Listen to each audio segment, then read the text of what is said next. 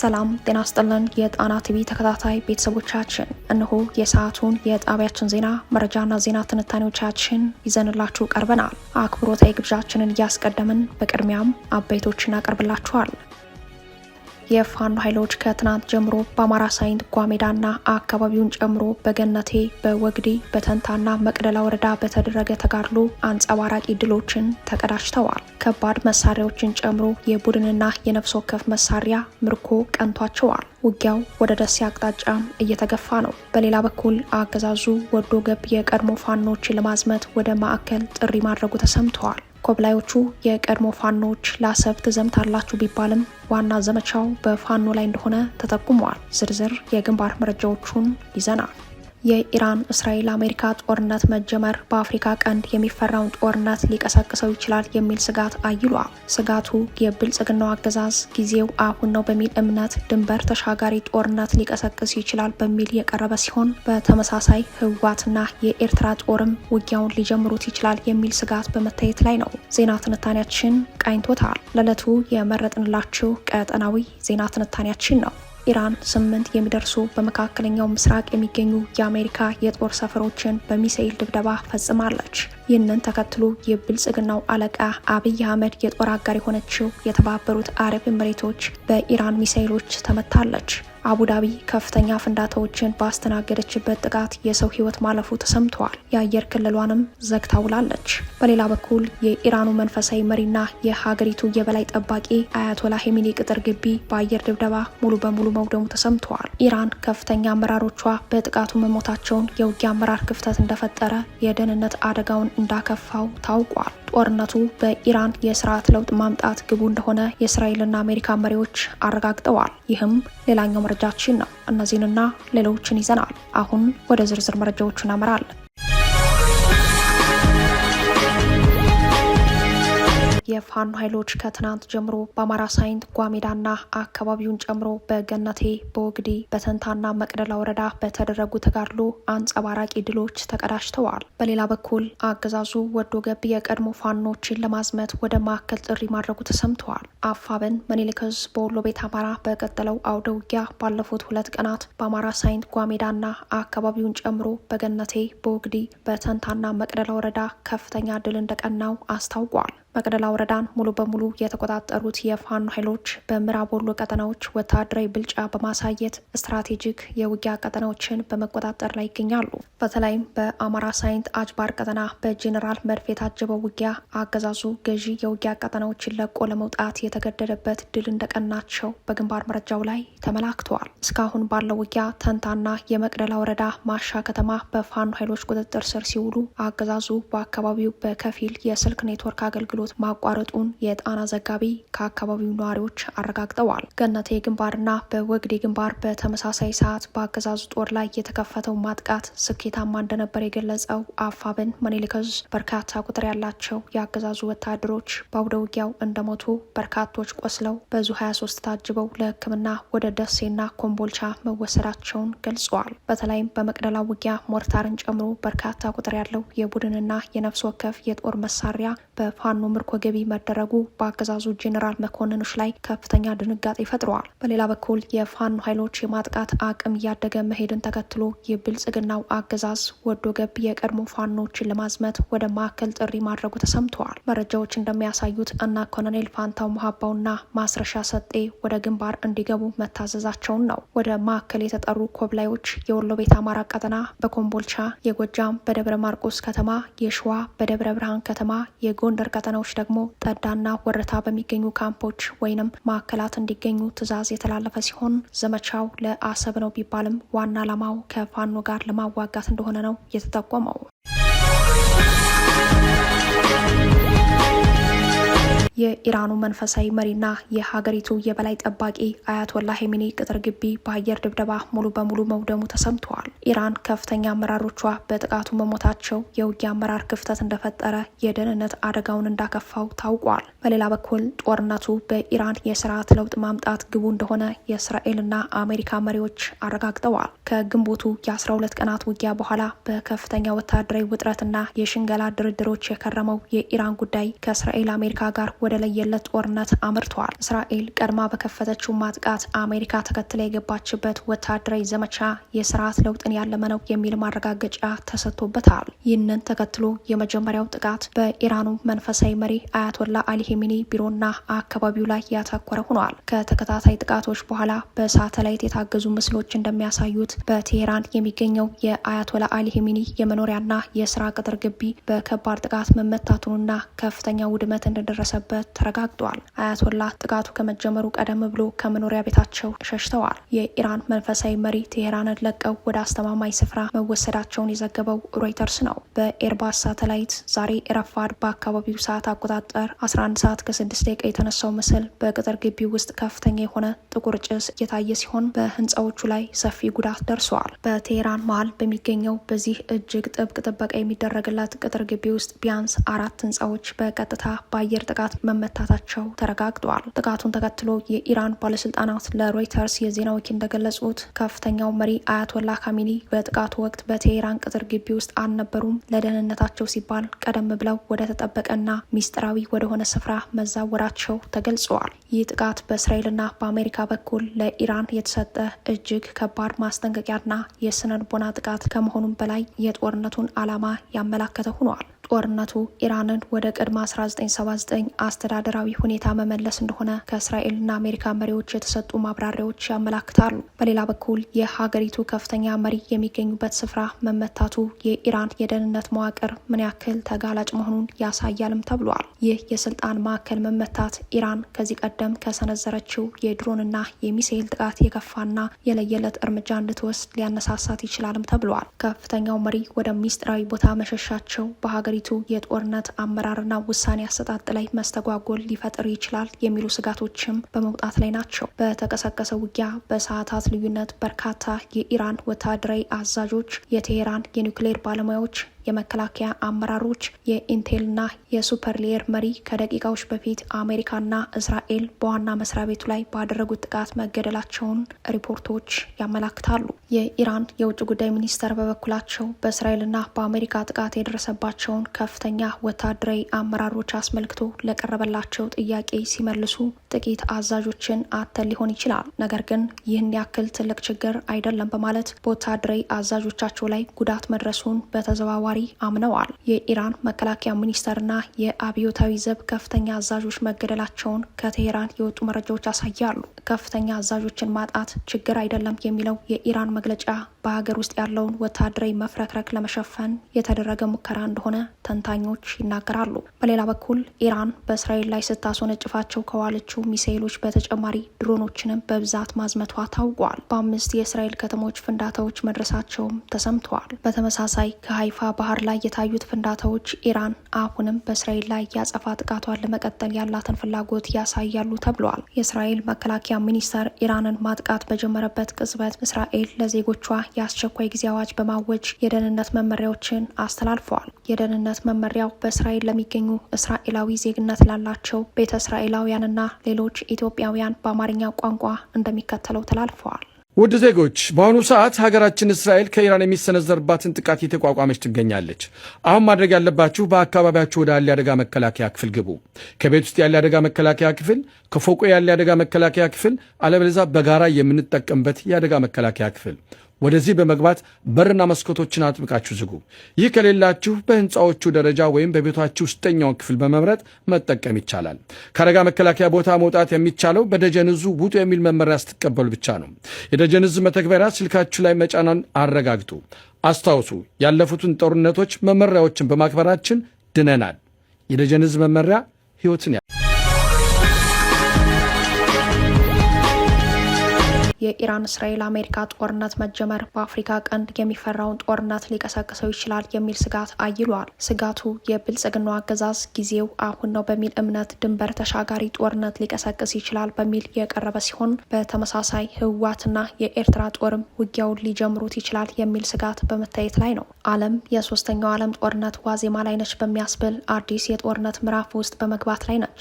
የኢራን እስራኤል አሜሪካ ጦርነት የዓለምን ሙሉ ትኩረት ስበዋል። በዚህ ወቅት 4 4ኛ ዓመቱን ስላስቆጠረው የሩሲያና ዩክሬን ጦርነት፣ 3ኛ ዓመቱን ስላስቆጠረው የሱዳን እርስ በርስ ጦርነት አሊያም በኢትዮጵያ በዋናነት በአማራ ሕዝብ ላይ ስለቀጠለው ጦርነት ዓለም ትኩረት የማይሰጥበት ሁኔታ እንደተፈጠረ የሚያነሱት ተንታኞች ይህ ጊዜ ለጦርነት ፖሊሲ ባለቤቱ የብልጽግናው አገዛዝ ተጨማሪ ጦርነት ሊከፍት የሚችልበት እንደሆነ ስጋታቸውን በማንሳት ላይ ናቸው። የዓለም ፖለቲካ ትኩረት በሙሉ ወደ መካከለኛው ምስራቅ የኢራን እስራኤል አሜሪካ ጦርነት በዞረበት በዚህ ሰዓት በሰሜን ኢትዮጵያ በተለይም ድንበር ተሻጋሪ የሆነ ጦርነት ሊቀሰቀስ ይችላል የሚሉ የጉዳዩ ተከታታዮች ለስጋታቸው ቀጠናዊ ውጥረቶችንና ወታደራዊ የኃይል ስምሪቶችን ግምት ውስጥ ያስገባሉ።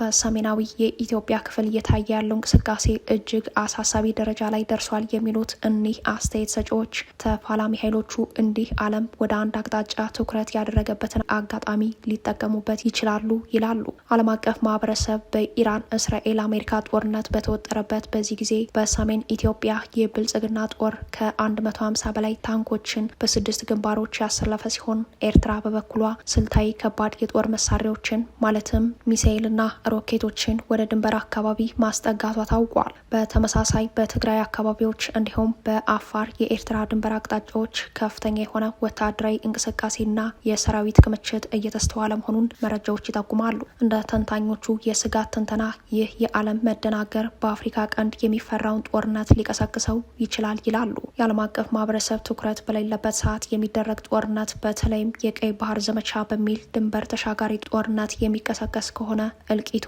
በመቶ ሺዎች የሚቆጠሩትን ለእልቂት እንደሚዳርግ በስጋት ተመላክቷል። የብልጽግና ፕሮፓጋንዲስቶች በበኩላቸው በማይሳተፉበት ጦርነት ጊዜው አሁን ነው በሚል ቅስቀሳ ላይ ተሰማርተው ታይተዋል። ኢትዮጵያ በታሪኳ ሴት ውስጥ ሌላ ሀገር የመውረር ልምምድ ኑሯት ባያውቅም የብልጽግናው አገዛዝ ድንበር ተሻጋሪ ጦርነትን ሊያውጅ ይችላል የሚለው ግምት ከፍ ብሎ በመታየት ላይ ነው። በተለይም የየመን ሁቲ ኃይሎች በቀይ ባህር በኩል የሚያልፉ መርከቦች ላይ የሚያደርሱትን ጥቃት ዳግም እንደሚጀምሩ ማስታወቃቸውንና እስራኤል በአዲሱ የሄክሳጎን ጥምረት ከብልጽግናው አገዛዝ ጋር ቀጠናዊ ጥምረት ለመመስረት ያቀደች መሆኑ ወቅታዊ ሁኔታ ድንበር ተሻጋሪውን ጦርነት ሊቀሰቅሰው ይችላል የሚለው ግምት የማይናቅ ሆኖ በመታየት ላይ ነው። የእስራኤሉ ጠቅላይ ሚኒስትር ቤንጃሚን ኔታንያሁ እስራኤል ህንድን፣ ግሪክና ቆጵሮስን እንዲሁም ሌሎች ያልተጠቀሱ የአረብ የአፍሪካና የእስያ ሀገራትን ያካተተ አዲስ ወታደራዊ ጥምረት ፈጥረዋል በሚል የተሰራጨው መረጃ በስም ካልተጠቀሱት ሀገራት አንዷ ኢትዮጵያ እንደሆነች መረጃዎች ያሳያሉ። ይህ የጥምረት ሄክሳጎን ወይንም ሄክሳጎን ኦፍ አሊያንስስ በመፈጠር ሂደት ላይ ባለበት በዚህ ወቅት የኢራን እስራኤል አሜሪካ ጦርነት ከሀገራቱ አሰላለፍ አኳያ በአፍሪካ ቀንድ የሚፈራውን ጦርነት ሊቀሰቅሰው ይችላል የሚለው ስጋት ተጨባጭ ሆኗል።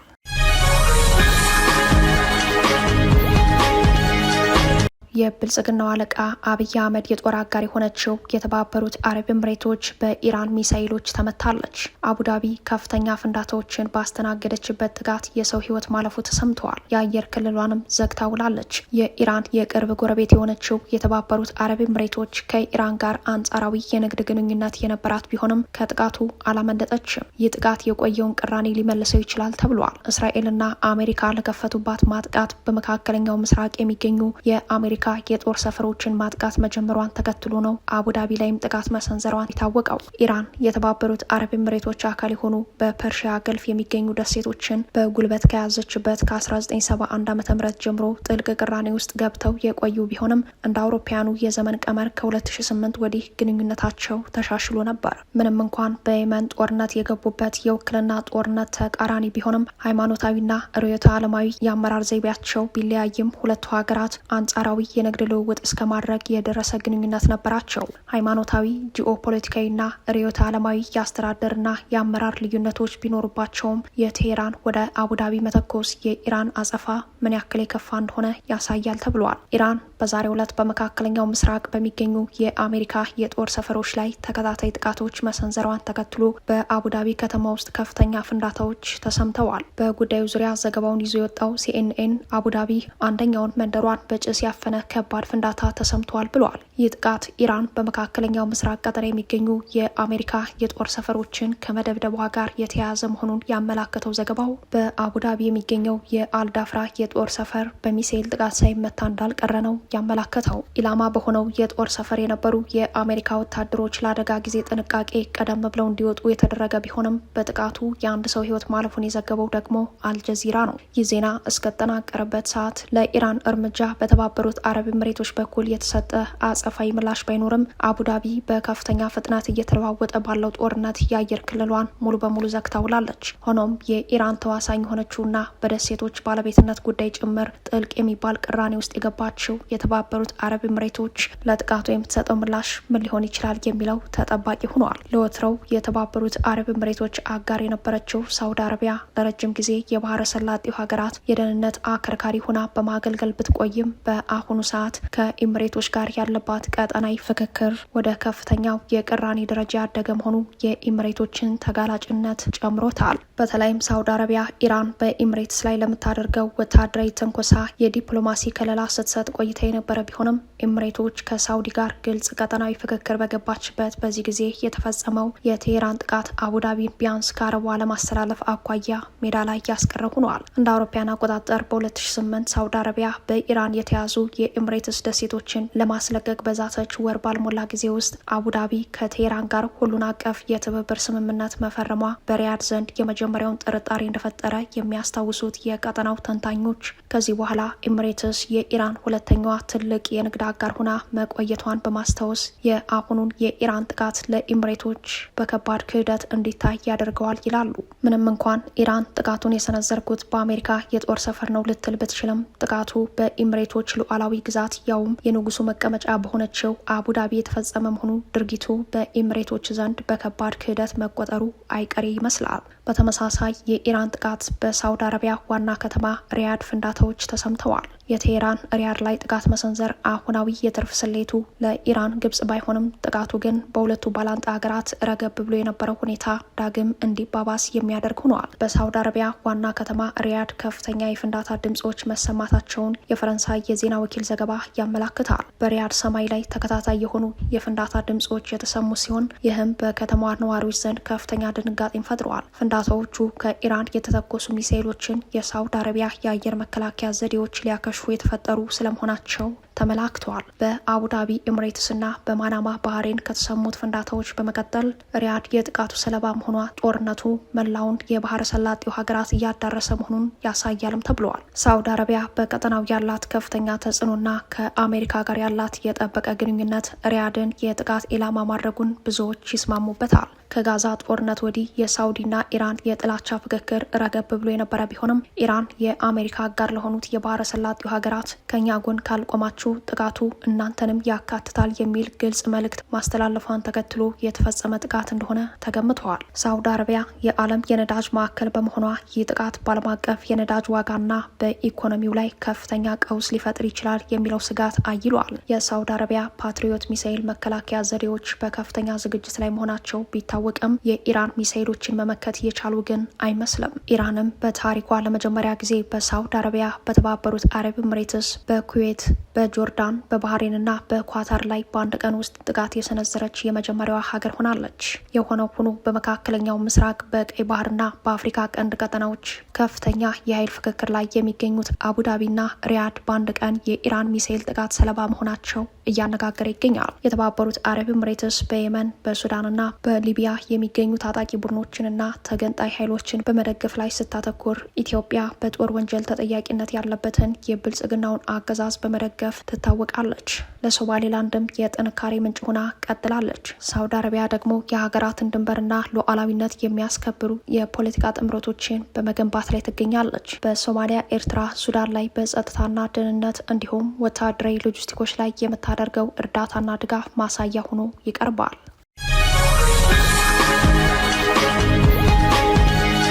ጅቡቲ እስራኤል በሶማሊላንድ ልታቋቁመው ባሰበችው የጦር ሰፈር ጉዳይ ጎረቤታቸውን አስጠንቅቀዋል። ማስጠንቀቂያው መካከለኛው ምስራቅ ወደ አዲስ ግጭት ምዕራፍ በገባበት ጊዜ የተሰጠ መሆኑ ትኩረት ስበዋል። የጅቡቲው ፕሬዝዳንት እስማኤል ኦመር ጌሌ እስራኤል ስትራቴጂካዊ በሆነችው የሶማሊላንድ በርበራ ከተማ ወታደራዊ ሰፈር የመመስረት እቅዷ በቀጠናዊ መረጋጋት ላይ ቀጥተኛ ስጋት እንደሚፈጥር አስጠንቅቀዋል። ማስጠንቀቂያውም ጎረቤት ሶማሊላንድ ላይ ያተኮረ ሆኗል። ፕሬዝዳንት እስማኤል ኦመር ጌሌ ለሀገራቸው መገናኛ ብዙሃን በሰጡት መግለጫ እስራኤል ሶማሊላንድ ለበርካታ አስርተ ዓመታት የምታደርገውን የሀገርነት እውቅና የማግኘት ጥረት በምስራቅ አፍሪካ ቀንድ ለመመሸግ እየተጠቀመች ነው ሲሉ ከሰዋል። በሀርጌሳ የሚገኙ ባለስልጣናት ለእውቅና ሲሉ ማንኛውንም ጂኦ ፖለቲካዊ ስምምነት ሊቀበሉ ይችላሉ የሚል ጥልቅ ስጋት እንዳላቸውም አዛውንቱ ፕሬዝዳንት ገልጸዋል። የጅቡቲው ፕሬዝዳንት እስማኤል ኦመር ጌሌ በተባበሩት አረብ ኤምሬትስ ላይ ያልተለመደ ጠንካራ ትችት የሰነዘሩ ሲሆን የባህረ ሰላጤዋ ሀገር እስራኤል ወደ ቀጠናው ለመግባት እንደ ዋነኛ በር እያገለገለች ነው ሲሉ ገልጸዋል። የተባበሩት አረብ ኤምሬትስ በአፍሪካ ቀንድና በቀይ ባህር አካባቢ ነባር ግጭቶችን የሚያባብሱ ስትራቴጂካዊ ለውጦችን እያመጣች መሆኗንም ጠቁመዋል። አክለውም ኤምሬትስ በየመን፣ በሱዳን፣ በሶማሊያ፣ በቻድና በሊቢያ ያለውን ሁኔታ በማናጋት ረገድ እጅ እንዳለባት አመልክተዋል። ጌሌ ጅቡቲን ከኤምሬትስ ተጽዕኖ በማራቅ ሀገራቸው ከሳውዲ አረቢያ ጋር ያላትን የጠበቀ ስትራቴጂካዊ ግንኙነት በድጋሚ አረጋግጠዋል። ሀገሪቱ ለሳውዲ አረቢያ ወታደራዊ ሰፈር መስጠቷን የቀጠለች መሆኑን በመጥቀስ ጅቡቲ ለዓለም አቀፍ የውሃ መስመር ያላትን የጥበቃ ሚና አጽንኦት ሰጥተውበታል። ፕሬዚዳንት ጌሌ ከሶማሊላንድ ፕሬዚዳንት አብዲረህማን መሐመድ አብዱላሂ ኢሮ ጋር ያላቸውን ግንኙነት የቀዘቀዘ መሆኑን የገለጹ ሲሆን መንግስታቸው ከአዲሱ አስተዳደር ጋር የሚደረጉ ስብሰባዎችንም ሆነ ከፍተኛ የልኡካን ድርድሮችን ውድቅ ማድረግ የጀመረው እስራኤል ለሶማሊላንድ ሀገራዊ እውቅና ከሰጠች ወዲህ ነው። እስራኤል እውቅናውን መስጠቷን ተከትሎ ሶማሊላንድና ጅቡቲ የተጣደፈ እርምጃ መውሰዳቸው ተሰምተዋል። ጅቡቲ ለሶማሊላንድ የኤምባሲ ምትክ ሆኖ ሲሰራ የነበረው የግንኙነት ቢሮ ዘግታለች። ሶማሊላንድ በበኩሏ አምባሳደሯን በፍጥነት ከጅቡቲ ማስወጣቷ አይዘነጋም። ሁለቱም ሀገራት የሚያገናኟቸው ልኡካንና ዲፕሎማቶች በመጥራትና ከሀገር በማስወጣት በይፋ ግንኙነታቸውን ያቋረጡት በአዲሱ ዓመት መጀመሪያ ቀን ላይ ነው። ጅቡቲ የሶማሊላንድን እውቅና በስጋት መመልከቷን ተከትሎ ተከታታይ እርምጃዎችን በመውሰድ ላይ ትገኛለች። ጅቡቲ በቀዳሚነት ስለ ኢኮኖሚዋ የሶማሊላንድን እውቅና በስጋት ትመለከተዋለች። የበርበራ ወደብ በቀጠናው አማራጭ ሆኖ መምጣት ለጥገኛዋ ጅቡቲ የህልውና ጥያቄ ሆኖባታል። በተጨማሪም የጅቡቲ አጋር የሆኑት እንደ ሳውዲ አረቢያ፣ ቱርክና ግብፅን የመሳሰሉ የአረቡ ዓለም ሀገራት ከእስራኤል ጋር ያላቸው ከፍተኛ ቅራኔ ጽዮናዊቱ ሀገር በአፍሪካ ቀንድ የኤደን ባህረ ሰላጤንና የቀይ ባህር ጉሮሮ የሆነውን ባብኤል መንደብን ለመቆጣጠር የሚያስችል የጦር ሰፈር በበርበራ ወደብ ለመገንባት ማሰቧ ለጅቡቲና ወዳጆቿ በህልውና ስጋት የሚታይ ሆኗል። በአሁኑ ሰዓት በሶማሊላንድና ጅቡቲ መካከል ንግግር ከመቆሙ ባለፈ ጅቡቲ በሶማሊላንድ ድንበሯ በኩል ከፍተኛ ፍተሻ በውጭ ገቢዎች ላይ እያደረገች ይገኛል። ሎያድ የሚሰኘው የሁለቱ ሀገራት የድንበር ማቋረጫ ግን አለመዘጋቱንና ንግድ አለማቋረጡ ታውቋል። ክቡራትና ክቡራን ቤተሰቦቻችን ለሰዓቱ የተሰናዱት መረጃዎቻችን የተከታተሏቸዋቸውን ይመስሉ ነበር። አብራችሁን ስለቆያችሁ ልባዊ ምስጋናችን ይድረሳችሁ እያልን የጣና ቲቪ ወቅታዊ ዜናዎች፣ ትንታኔዎችና ልዩ ልዩ ፕሮግራሞች እንዲደርሷችሁ ቻናላችን ሰብስክራይብ በማድረግ ቤተሰብ ሆኖ በተሳትፎ የትግል ሚዲያው እንዲያጠናክሩ ጥሪያችን እናቀርባለን። ጣና ቲቪ ከሀቅ ጋር